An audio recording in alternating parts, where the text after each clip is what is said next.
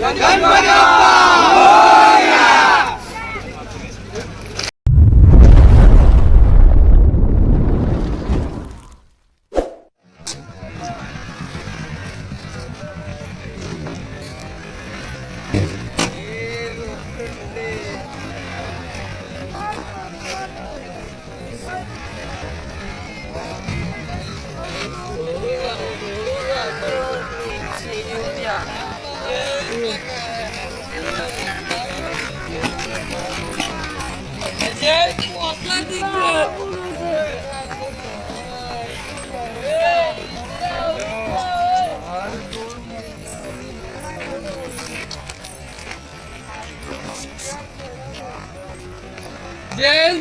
आनंदीचा पोचला.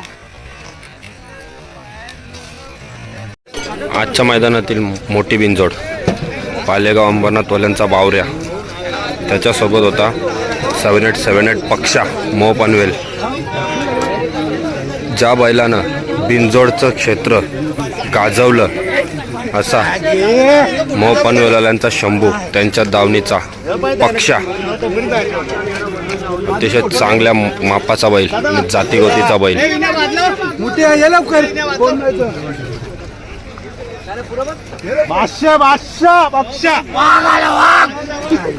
अतिशय मोठ्या मापाचा बैल आहे, बघू शकता मित्रांनो.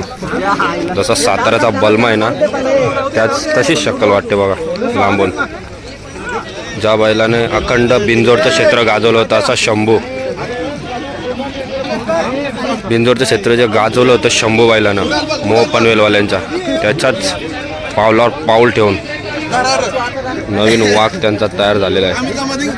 सलग हे 3रं वर्ष बिनजोड क्षेत्र आणि काठावर सुद्धा गाजवतोय असा पक्षा. दादा नमस्कार. नमस्कार दादा, आपलं नाव? विश्वनाथ सार्डेकर. दादा, ज्या बैलाने बंदीच्या काळापासून अतिशय असा धुमाकूळ घातलेला होता आणि बिनजोड क्षेत्र गाजून ठेवलेलं होतं असा तुमचा 7878 शंभू, त्याच्या पावलावर पाव ठेवून आज तुमचा पक्षा पळतोय. काय सांगा आजच्या बिनजोड शर्यतीबद्दल? आजच्या बिनजोड शर्यतीचं सांगायचं म्हटलं तर आम्हाला पहिला दुसरा होता आजच्या मैदानाला. शेटला बावऱ्यावाल्यांचा फोन आला, पालेगाववाल्यांचा. तर शेट बोलला, समोरच्या पैऱ्यावाल्यांना बोलला का आम्हाला एक पैरा एक मैदान दुसऱ्या पैऱ्यात पळू दे. त्यांचा फोन आलाय. तर अचानक शेटनी बावऱ्यावाल्यांना बैल दिला आणि हा पैरा घडून आला आणि चांगल्या पद्धतीने गुलाल झाला. आणि मेन सांगायचं म्हणजे आम्ही ही नवीन खरेदी केली आता संभाजीनगर वरून.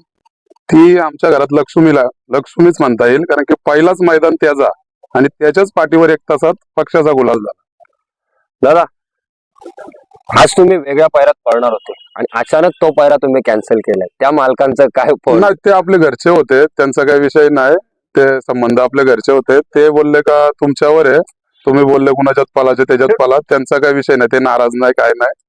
कारण बैल आपला कधी पण आहे, त्याचा काही टायमावर जर पायरा कॅन्सल केला तर खूप अशी चर्चा वाईट कमेंट केल्या जातात. नाही, असं काय नाही. असं त्यांच्याशी आमचा बोलणं झाला. त्याची गाडी जमत होती बावऱ्याची, समोरच्या गाडीची. ही गाडी धरता आम्ही, आम्हाला बैल भेटेल का तुमचा? आम्ही बोललो गाडी जमत असेल तर आम्ही तुम्हाला बैल देतो, नाहीतर मग आम्ही त्या पैऱ्यात पडतो. दादा, पक्षाची नक्की खरेदी कुठली किंवा पक्षाची तुम्ही पैदास केली आहे का? म्हणजे पैदास केलेला बैल आहे की तुम्ही विकत घेतलेला बैल? नाही, विकत घेतलेला आहे, खरेदी केलेला आहे. एवढा टॉपचा जातीगोतीचा बैल नक्की पारख कोणी केली होती? शेटचीच पारख, सगळ्या बैल शेटची. जनार्दन पाटील. दादा, पक्षाच्या आधी जे जुने खेळाडू आहेत त्यांना तुमच्या शंभू बद्दल माहितीच असणार, कारण मुंबई बिनजोड क्षेत्र काय असतं आणि बिनजोड क्षेत्रात 1 नंबरात राहणं काय असतं ते तुम्हाला शंभूने शिकवलं. शंभूचे गुण आणि पक्षाचे गुण, काही सवयी काय सांगणार त्याच्याबद्दल? शंभूच्या पाठोपाठ पक्ष सेमच म्हणता येईल. आणि गोट्यात कसं जी शंभूला आपला खाना म्हणा, हे म्हणा, सगळा शंभूला जसा होता तसाच पक्षाला आहे. याच्यामध्ये काही बदल नाही. जी शंभूला वैरण होती, जो शंभूला खाण्याचा तोच टोटल खाना पक्षाला आहे. आणि कुठलाही बैल येऊ दे आमच्या गोट्यात नवीन खरेदी म्हणून, काही छोटा बैल आहे म्हणून त्याला वेगळा खाना असं काय नाही. जो पक्षाला आहे त्यानंच सगळ्यांना. पक्ष दादा घाटावर पण पळतो, इकडे पण पळतो, जिथे पळतो तिथे 1 नंबरात पळतो.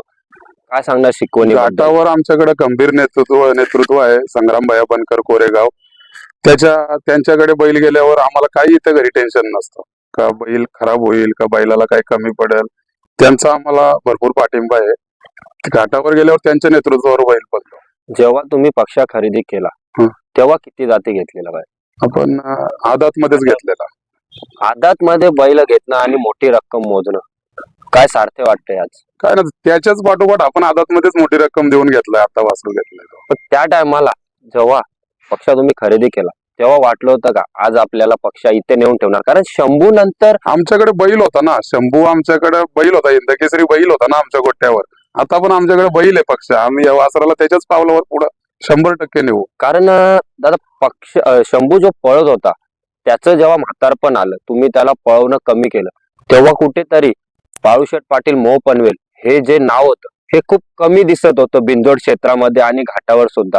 ते नाव आज पक्षावरती करून देतो आणि तुमची घाटावरची जी मंडळी ते तुम्हाला सपोर्ट करता आणि एक नंबरात ठेवण्याचा प्रयत्न करतात. दादा काय सांगणार त्या माणसांबद्दल? काय सांगणार? त्या माणसांचे काय उपकार येतात, उपकार त्यांना धन्यच बोलणार आम्ही. कारण की त्यांच्या मुलं घाटावर नम्रात राहतो बैल ना, इथं शेट मुलं नम्रात राहतो. आणि इथं काय नियोजन कोण काय नाही, शेट स्वतः बैल, शेटला स्वतः पुण्यानं शेट स्वतः बैल देणार. आता बैल पालाला तर नियोजनाचा काय विषय नसतं का कोणी नियोजन करायला पाहिजे.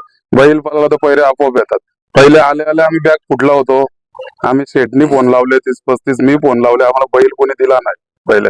म्हणून आम्ही खानावल्याच्या वासरात पळालो. वासरू म्हणजे तो पण नम्रात पळणारा वासरू आहे, त्या याच्यात पळालो ना आम्ही. पहिला गुलाल त्याच्यामध्ये घेतला. दादा जेव्हा 2022 पासून आज 2025 जो पक्ष पळतोय येणारे 3-3.5 वर्ष झाले. सुरुवातीचे 1.5 ते 2 वर्ष पक्षाने चांगले गाजवले. मागच्या वर्षीचा सीझन पक्षाने सुरुवात चांगली केली, मध्ये पक्ष जरा आजारपणात होता आणि खूप असे गुलाल पडले. एक जवळजवळ 10 ते 12 गुलाल पक्षाचे पडले. त्या टायमाला परत चर्चा चालू झाली पक्ष संपत चाललाय. काय उत्तर पक्ष देणार तुम्ही? भरपूर आजारी पडला म्हणजे पक्ष झोपलेला. खरं सांगायचं तर पक्ष झोपलेला आमच्या डोळ्यातून पाणी आलता. खरं सांगतो आम्ही, पक्ष एकदम उठण्याच्याच लायक नव्हता. ही परिस्थिती पक्षाची झाली. आम्ही सगळी एकत्र सुद्धा जमलेलो. पण देवाची साथ, सगळ्या पोरांची एकी पोरांचा आशीर्वाद, त्याच्यामुळं पक्ष आम्ही या डॉक्टरला बोलवला पनवेलच्या, त्याच्यातनं आम्ही साताऱ्यावरून डॉक्टर 4 तासात अर्जंट पोहोचला आमच्या इथं. त्यांनी पक्षाला वाचवला हेच म्हणू आम्ही. आणि त्यांनी आमचं आता नाव करायला घेतलं. आणि जो मागच्या 2 वर्षात पळत होता त्याच्यापेक्षा या वर्षी बैल जास्त पळणार. अतिशय जातीगोतीचा बैल आहे दादा. शंभूचा आशीर्वाद म्हणता येईल का? म्हणता येईल शंभूचा आशीर्वाद. कारण शंभू असा म्हणजे मी जेव्हापासून शंभूला पळताना लहानपणापासून बघत होतो सेम पळतोय. मला तर वाटते 2 पावलं शंभूपेक्षा जास्त पळतोय. काय सांगणार? आमच्या मते पण 2 पावलं आता जास्त पळतोय.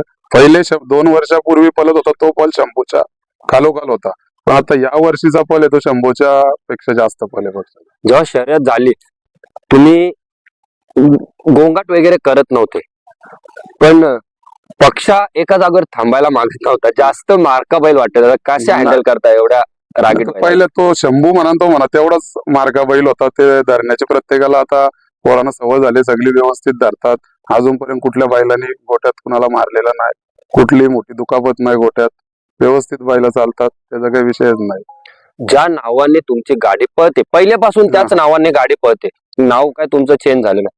त्या नावाला आणि तुमच्या असणाऱ्या घरच्या दावणीला किती लक आहे त्या नावाची? काय त्या सांगणार त्या नावानेच दावणीबद्दल? म्हणजे तो नाव आहे ना, त्याच्यामुळेच आम्ही जिंकतो. त्यांची कीर्ती अशी होती बालूशेठ झाले स्वर्गीय, का त्यांनी कधी पैसा नाही बघितला, ते फक्त माणसं बघितली. त्याच्यामुळे ही माणसं त्यांच्या पाठोपाठ शेटनी त्यांचा छंद उचलला. आणि ही जी पोरं बघता ही त्यांच्या नावामुळे आमच्याकडे आहेत सगळी. तिथं नावाविवाचा काय विषय नाही कुणाच्या, त्यांचंच नाव शेवटपर्यंत राहील. आणि त्यांच्याच नावामुळे सगळी पोरं एकत्र आहेत. त्यांचाच आशीर्वाद म्हणा किंवा त्यांची आमच्या पाठीवर असलेली थाप, अड्ड्यात आलो त्यांचा आशीर्वाद, त्यांच्या आशीर्वादानेच आम्ही जिंकतो नेहमी. दादा मुंबई क्षेत्र बोललं तर खूप धमक लागते बैलाला पळण्यासाठी. ती धमक आज पक्ष तुम्हाला दाखवते की मी आहे तोपर्यंत हे नाव पडणार नाही. काय त्या धमक बद्दल सांगणार दादा? धमक आता म्हणजे आम्ही काही कोणाला उद्धड बोलत नाही, कोणाला वाईट बोलत बरोबर. नाही. पण या येणाऱ्या 4 अड्ड्यात तुम्ही बोलता धमक, त्या शब्दाचा अर्थ आम्ही 100% मैदानात पब्लिकला दाखवून देऊ. बरोबर आहे दादा. कारण खूप अशी कमिटी नव्हती जेव्हा आपल्या मुंबई बिंजोड क्षेत्रामध्ये कमिटी नव्हती. फार असे शर्यत झाली किंवा धागा तुटला किंवा बरोबर झाली, फार असे भांडणं होत होते. पण सध्या कमिटीमुळे पण आपल्या मुंबई बिनजोड क्षेत्राला चांगलं वळण आले आणि चांगल्या वळणामुळे भांडणं कमी होत आहे. त्या आपल्या कमिटी बद्दल 2 शब्द दादा. कमिटीचा आम्ही आभार मानतो, कारण की पहिले कमिटी नव्हती. या कमिटीमुळं या शर्यती क्षेत्राला क्रिकेट सारखा मार्ग मिळाला. क्रिकेटला जसे IPL गावाचे प्रीमियर लीग होते, त्याप्रमाणे याला हे मिळालं. त्या कमिटीनुसारच आता गाड्या चालतात. कमिटी नसती तर इथं भांडणं भरपूर झाली असती, एखादा अड्डा बॅन झाला असता, पोलीस कंप्लेंट झाली असता. कमिटीमुळेच सगळं व्यवस्थित चालू आहे आणि कमिटीच्या आम्ही कायम खंबीरपणे त्यांच्या पाठीशी आहोत. कमिटी कोणताही निर्णय घेईल त्याला आम्ही सामोरे जाणार. दादा, आज ज्यांच्या विरुद्ध तुमची गाडी होती, मुंबई बिनजोड क्षेत्र बोललं तर भांडणं खूप असं बोललं जातं, भांडणं होतात.